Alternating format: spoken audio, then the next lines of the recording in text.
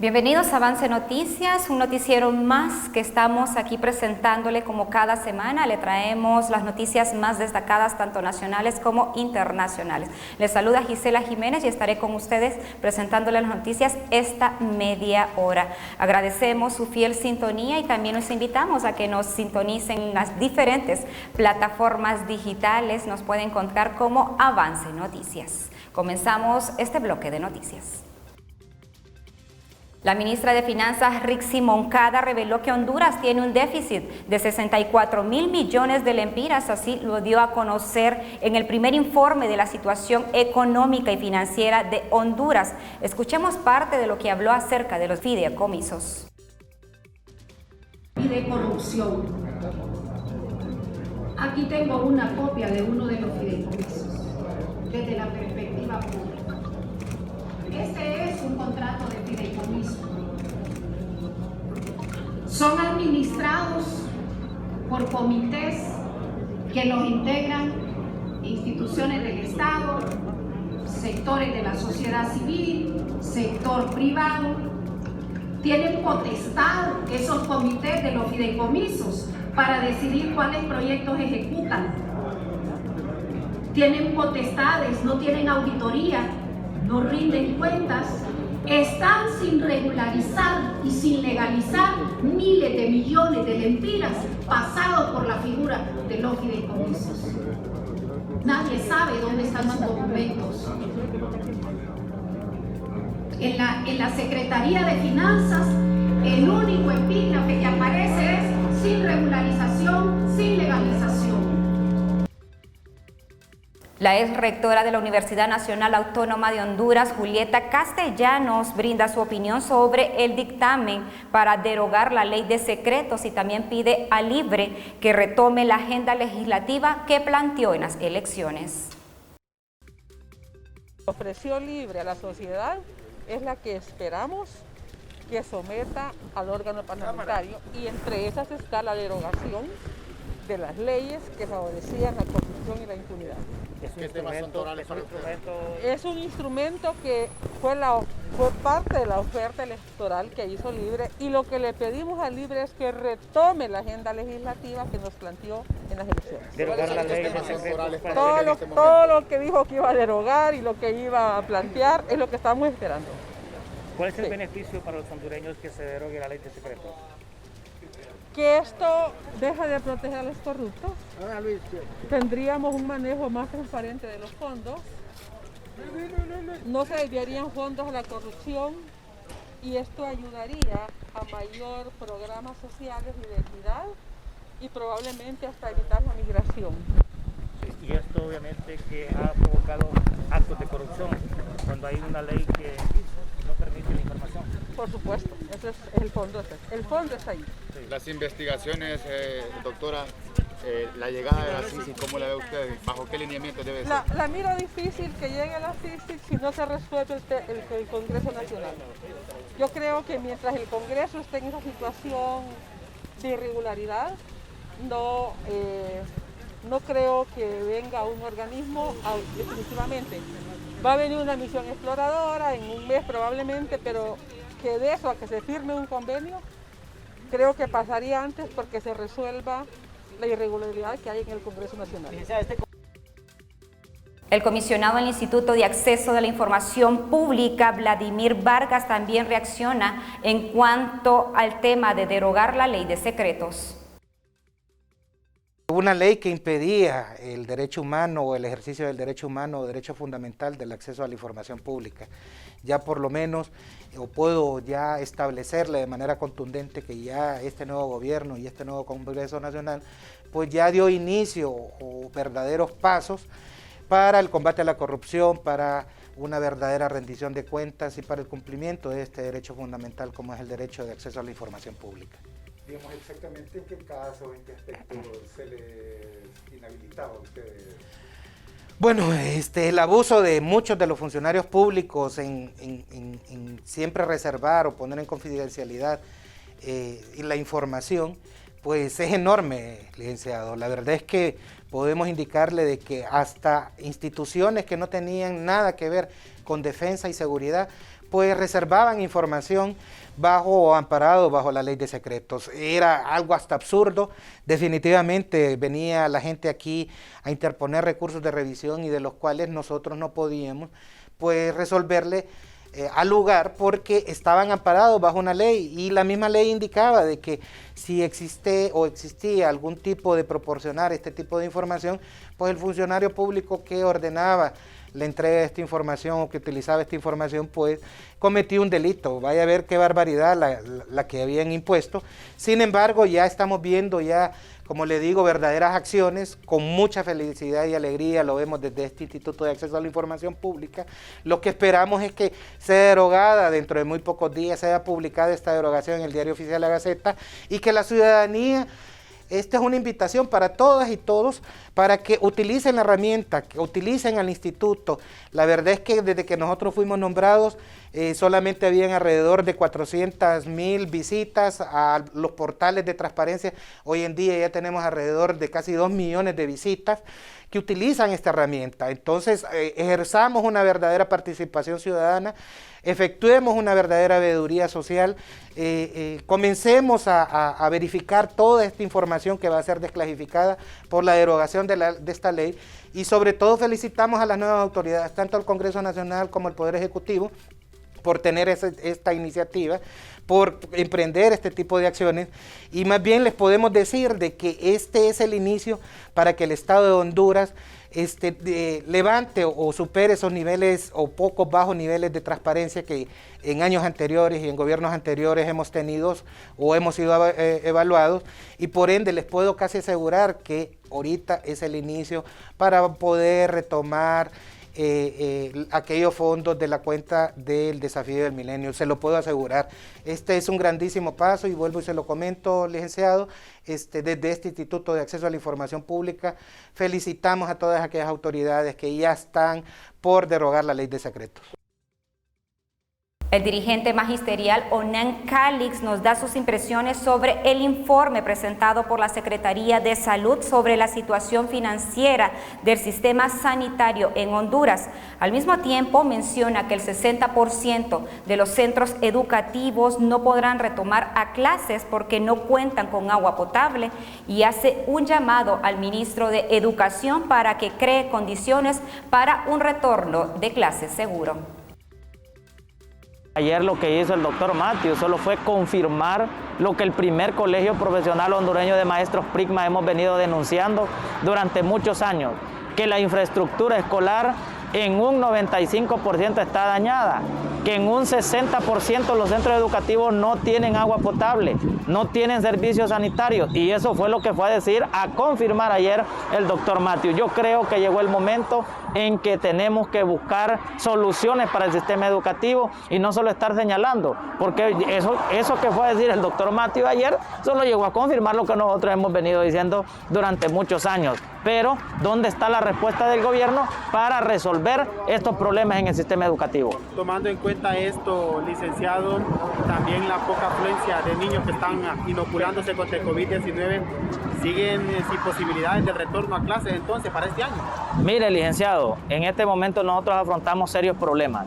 Primero, como les repito, el 60% de los centros educativos no pueden retornar. No pueden retornar porque no hay agua potable ni hay servicios sanitarios. Solo el 40% lo ha hecho. Y ese 40% los padres y madres de familia han tenido que costear las medidas de bioseguridad para sus hijos.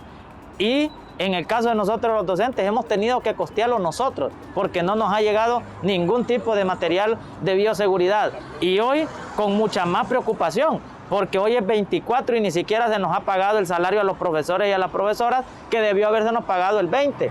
Ya estos compañeros que están semipresencial no van a poder ir al centro educativo. ¿Por qué? Porque no se nos ha hecho efectivo el pago del mes de febrero. Hay compañeros que no se les ha pagado enero, hay compañeros que ni siquiera se les ha pagado lo que son las vacaciones que tuvieron que haber sido efectivas en el mes de enero. Para finalizar, licenciado, ¿qué ha pasado entonces con estas propuestas del ministro de Educación, el licenciado Daniel Esponda, en torno a que iba a haber un retorno de manera progresiva en estos meses? Bueno, primero que nos cree las condiciones. Yo quiero decirle al ministro Esponda, no es lo mismo ser dirigente magisterial que ser miembro del gobierno, porque mientras aquí criticamos, allá hay que resolver, y él todavía no ha hecho no ha dado ninguna respuesta hasta este momento, lo que significa que nosotros estamos dándole la espera de los 100 días. Sin embargo, para poder llegar a esa meta de los 100 días, tuvo que haber arrancado ya el ministro desde este momento. Yo le diría, bájese de andar ahí de arriba abajo y siente un equipo. Él tiene buenos asesores ahí. Tiene a Jaime Rodríguez, ex dirigente magisterial. Tiene a Wincho, a Edwin Hernández, que también es dirigente magisterial. Tiene ahí también a Melvin Martínez, ex dirigente magisterial. Es decir, casi toda la dirigencia magisterial se trasladó al gobierno, pero no han dado respuesta hasta el momento. Sé que es muy poco, 30 días, pero ya tuvo que haberse visto el cómo arrancar. Y quiero aprovechar este espacio para decirles también a los compañeros dirigentes magisteriales, solo el PRIGMA reacciona, y los demás, ¿qué están haciendo? Los demás son cómplices. En este tema del IMPREMA también queremos nosotros ser enfáticos, decirles que el PRIGMA va a seguir denunciando esos actos de corrupción que se están dando en el IMPREMA, y la demás dirigencia magisterial. Les recuerdo, el silencio es cómplice de la corrupción. El presidente del Congreso Nacional, Luis Redondo, asegura que reducción de salarios de diputados es opcional y no obligatorio. Escuchemos. Quisiera invitar, para que no nos compliquemos, quisiera invitar a todos y cada uno de los diputados de este Congreso Nacional que ha solicitado rebaja de su sueldo, que yo voy a estar aquí las 16 horas del día, todos los días de la semana, incluyendo sábados y domingos, esperando que me traigan una carta dirigida al presidente del Congreso y que diga, yo, diputado tal, solicito al presidente del Congreso que me rebaje el sueldo al 50%, y yo lo voy a aplicar de inmediato al diputado que me traiga esa solicitud, sin necesidad de aprobación de nada. Pero también lo vamos a aplicar a los viáticos, también a los subsidios y también a los que solicitan que se les dé fondo departamental.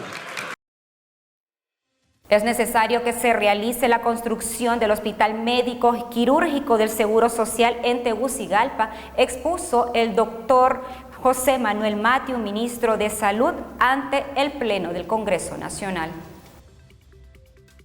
El Seguro Social, y por eso estoy peleando hasta por la directora del Seguro. ¿Por qué? Porque el Seguro Social también se quedó desfasado. El Seguro Social, en el huracán Mitch, hace 24 años, se perdió la mitad del hospital de Tegucigalpa. En el barrio abajo quedaba el Hospital Médico Quirúrgico. Los que son médicos saben qué es un médico quirúrgico. Y lo que hicieron fue, lo que hicimos, porque yo en ese entonces era viceministro, trasladarlo de urgencia al materno infantil de La Granja. O sea, metimos varias familias en la casa de una sola. Obviamente, 24 años después, ahí no caben, hombre. No se puede atender la gente humanamente. Entonces es necesario hacer el Hospital Médico Quirúrgico del Seguro Social en Tegucigalpa.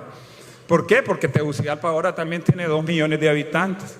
El seguro tiene un terreno ahí frente al Hospital Escuela. Creo que ese terreno habrá que negociarlo, venderlo y comprar algo más grande en otro lado donde pueda ser un hospital con helipuerto, donde no haya vendedores afuera, donde sea un verdadero hospital.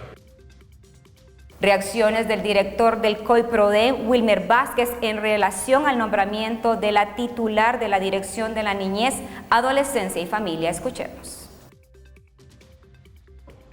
La red COIPRODEN, junto a sus 25 organizaciones miembros, celebramos la decisión tomada por la presidenta Xiomara Castro Sarmiento del nombramiento de la titular de la Dirección de Niñez, Adolescencia y Familia.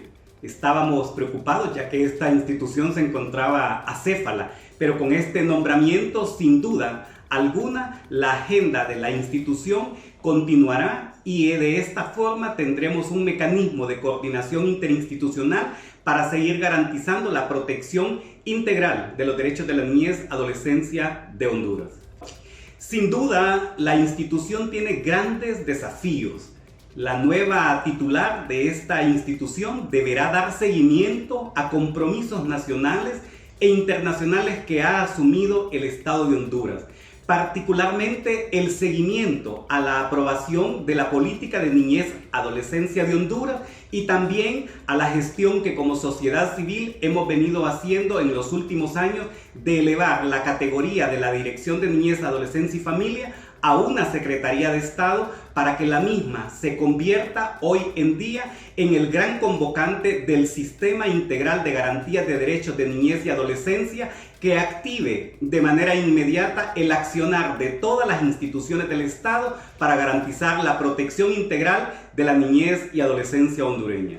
Las expectativas son enormes. Nosotros, como sociedad civil, esperaríamos que la nueva titular de esta institución sea de puertas abiertas, que esté dispuesta a dialogar con las diferentes organizaciones de la sociedad civil, con el Movimiento Mundial por la Infancia de Honduras, con la Red COIPRODEN y con todas las redes o coaliciones de niñez y adolescencia que existen en el país.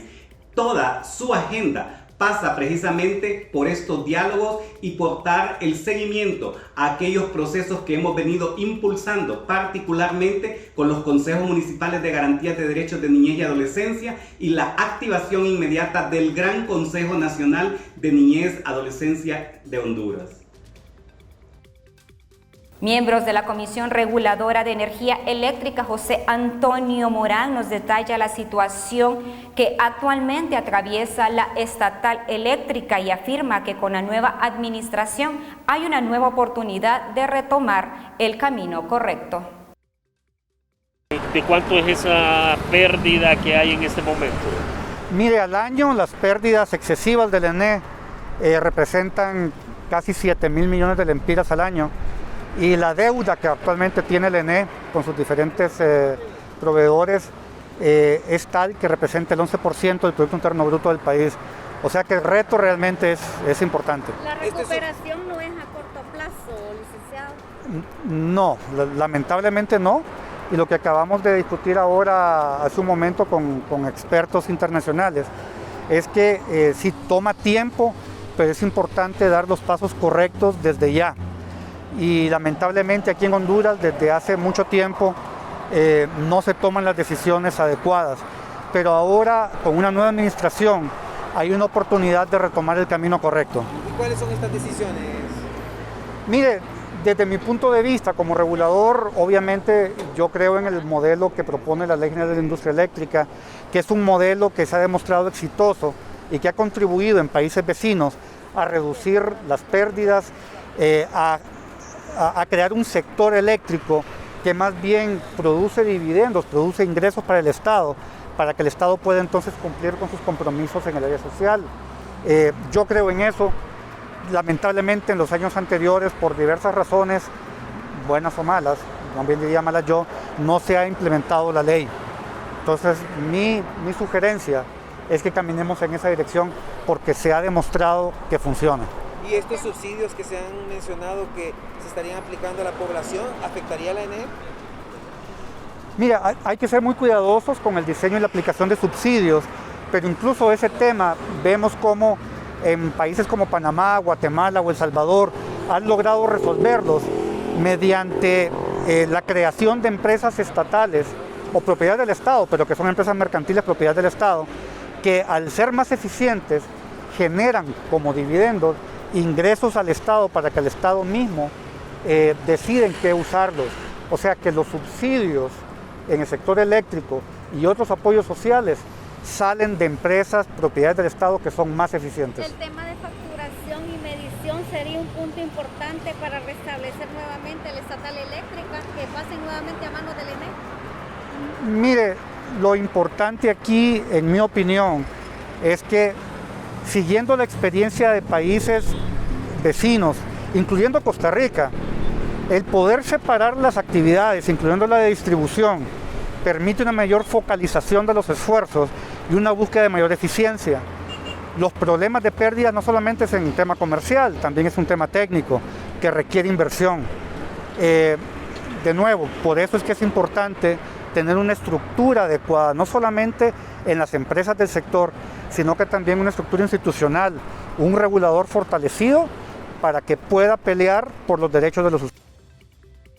Durante la presentación del primer informe de la situación económica financiera del país, la ministra de Finanzas dio a conocer detalles de la actual situación de la estatal eléctrica. Escuchemos a la ministra. Privada. que es la reducción del porcentaje de pérdidas en 17 puntos porcentuales en 7 años. Reducir el porcentaje de pérdidas en 17 puntos porcentuales en 7 años. Con una línea base que se le entregó, creo que alrededor del 30 o 31%. Pues hoy las pérdidas de la ENE superan el 33% y quedan 15 meses para que finalice este fideicomiso. En cuanto al cumplimiento de la principal obligación, tiene un desfase de 13.89%, que equivale a pérdidas acumuladas por más de 700 millones de dólares, más de 14.000 millones de lempiras.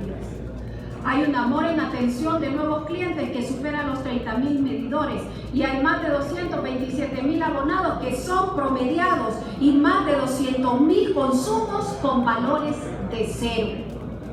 ¿Quién gana en toda esta historia y quién gana en todo este tipo de contrataciones? ¿Y quién pierde? Tras conocer el nombramiento del gerente provisional de la Empresa Nacional de Energía Eléctrica, escuchemos algunas reacciones en cuanto a este tema. Mire, yo creo que ahí ya hay un avance por parte del Ejecutivo en identificar una persona que pueda primero hacer una evaluación.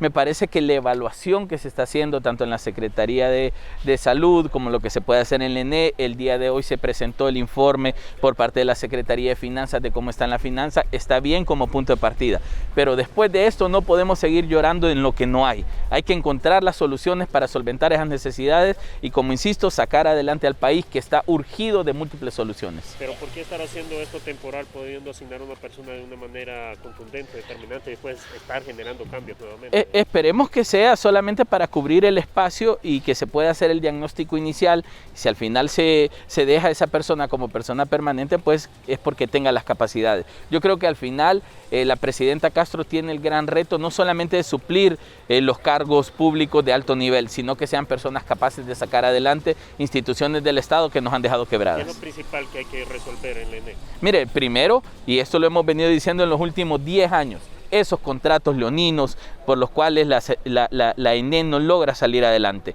Todo recurso que la ENE cobra se utiliza para pagarle a empresas privadas la producción de energía eléctrica. Yo creo que debemos encontrar una revisión de contratos, debemos renegociar los costos. Evidentemente la deuda y el déficit que tiene la ENE es a raíz de estos contratos y entonces si no se ataca el problema no vamos a poder reducir los síntomas.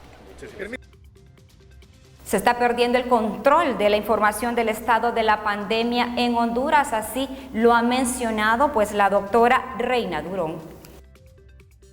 Estamos perdiendo el control de la información sobre el estado de la pandemia en Honduras.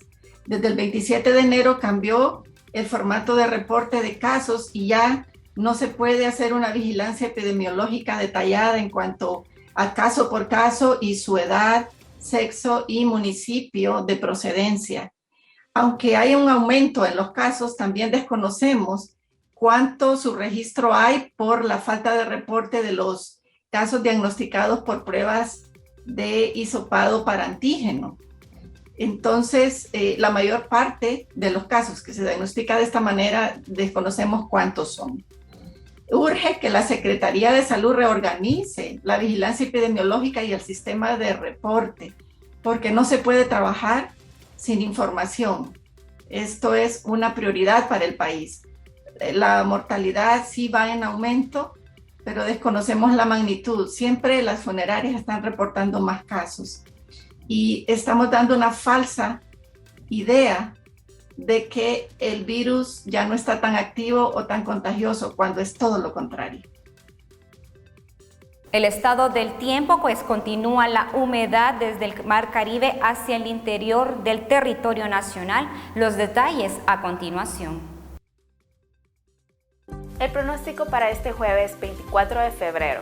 Continúa el ingreso de humedad desde el Mar Caribe hacia el interior del territorio nacional, generando precipitaciones débiles dispersas sobre los departamentos de Colón y Gracias a Dios. En el resto del país prevalecerán condiciones generalmente secas. Las temperaturas serán las siguientes. En Tegucigalpa tendremos una máxima de 28 grados y una mínima de 15. En la región central, una máxima de 31 y una mínima de 18.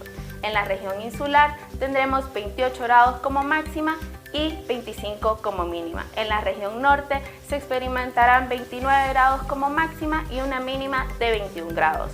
En la región oriental tendremos 26 grados como máxima y 15 grados como mínimos. En la región sur tendremos 38 grados como máximo y 18 como mínimo. En la región occidental tendremos 28 grados como máximo y especialmente en la ciudad de La Esperanza 13 grados como mínimo. El oleaje en ambas costas, tanto en el litoral Caribe y en el Golfo de Fonseca, serán de 1 a 3 pies de altura. Desde Senaos Copeco les saluda Alejandra Cuán. El abogado Fausto Cálix asumió la administración de aduanas y dijo que la administración anterior dejó un país en ruinas, pero se sacará adelante. Escuchemos las palabras de Fausto Cálix. Donde estamos navegando, dejan un país en precarias condiciones y hay que señalarlo, pero a la par de señalarlo hay que ir generando propuestas para salir de ese atolladero. Y lo vamos a hacer desde este espacio, como debe de hacerlo todo funcionario público desde sus espacios que se les ha encomendado. Sé que es una tarea difícil, sobre todo en la situación en que nos encontramos, pero que es un reto y un desafío que vamos a aprender a llevarlo con mucho carácter, con mucha transparencia, con mucha honestidad. Los viejos vicios de la administración pública aquí tienen que acabarse. Yo lo dije ayer, 0 actos de corrupción. Cuando decimos 0 actos de corrupción es que no vamos a tolerar de ninguna forma una actuación contraria a la ley, una arbitrariedad, una ilegalidad o el tráfico de influencias que muchas veces se ha dado. La defensora de los derechos humanos de migrantes, Idmania Platero, se refirió sobre la visita de la jefa de Comando Sur de los Estados Unidos, que se reunió con la presidenta para tratar diversos temas. Escuchemos. Bueno, no es la primera vez que el Comando Sur viene a Honduras. Esto ya está desde el año 2011 enraizados aquí en este país, por la estrategia geográfica que tiene Honduras para evitar el flujo de migrantes, de terroristas, de gente que pueda ingresar a los Estados Unidos y poner en peligro pues este país. Hoy viene a reafirmar, y imagino yo también, que a poner en su lugar este gobierno, porque el tema de seguridad para los Estados Unidos es importante, ya que Honduras es el paso de centenares de millares de migrantes que están viniendo no solo de Venezuela y también de Nicaragua, que resultan en estos días los mejores aliados de Rusia, sino también porque está abarrotado, está en alerta ahorita máxima Tapachula por los enfrentamientos incluso que se están dando de la población migrante con la Guardia Nacional de ese país. Ismania, el combate a la corrupción es un aspecto importante que se ha tratado en esta reunión. De combate a la corrupción hay más oportunidades en el país y esto genera mayor desarrollo para los migrantes hondureños, para los compatriotas. Bueno, la realidad del combate a la corrupción y la impunidad no lo hemos visto todavía con propiedad. No hemos visto cómo ha reducido la inseguridad. Tampoco tenemos nosotros oportunidades de empleo para la gente. Ha aumentado la inseguridad, la incertidumbre, está aumentado todavía la falta de oportunidad de trabajo, y creo yo que los derechos humanos, la violación a los derechos humanos ha aumentado hasta el momento. No hemos visto un hálito de justicia o un deseo por parte de las autoridades de reducir la situación de vulnerabilidad que está viviendo el pueblo hondureño. En nuestro siguiente bloque le presentamos las noticias internacionales.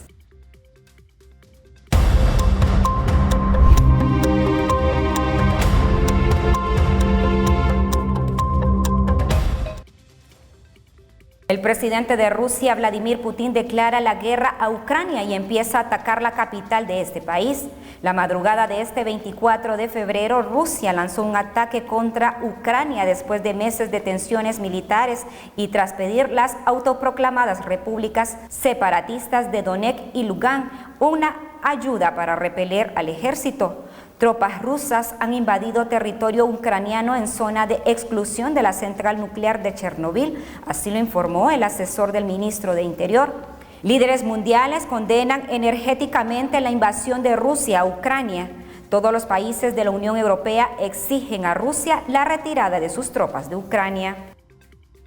La OTAN decidió activar su plan de defensa ante invasión en Ucrania. El artículo 4 del Tratado de Washington, documento que constituyó la OTAN, indica que los miembros de la alianza se consultarán cuando, a juicio de cualquiera de ellos, la integridad territorial, la independencia política o la seguridad de alguno de ellos se viera amenazada. Los gobiernos de Estonia, Letonia, Lituania y Eslovaquia ya habían anunciado su intención de pedir la activación del artículo 4. La OTAN seguirá tomando todas las medidas necesarias para garantizar la seguridad y defensa de todos los aliados. Mencionan que han desplegado fuerzas defensivas terrestres y aéreas adicionales en la parte oriental de la alianza, así como activos marítimos adicionales. También condenaron a Bielorrusia por permitir el ataque, ya que desde ese país han entrado algunas de las tropas en Ucrania. Los incendios forestales aumentan en 50% a finales del siglo, advierte la ONU.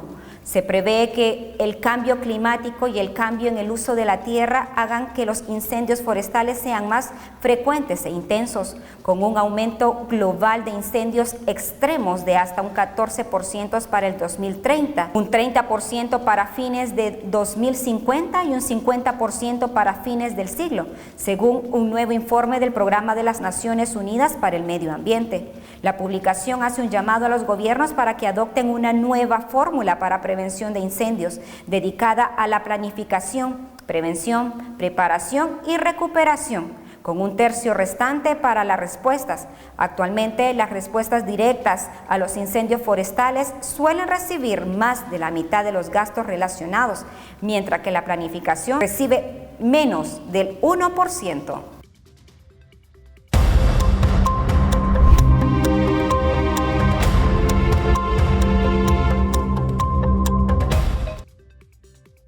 Hasta aquí la información por el día de hoy. Agradecemos su fiel sintonía y no se olvide seguirnos en nuestras plataformas digitales. Los dejamos con la programación de Avance.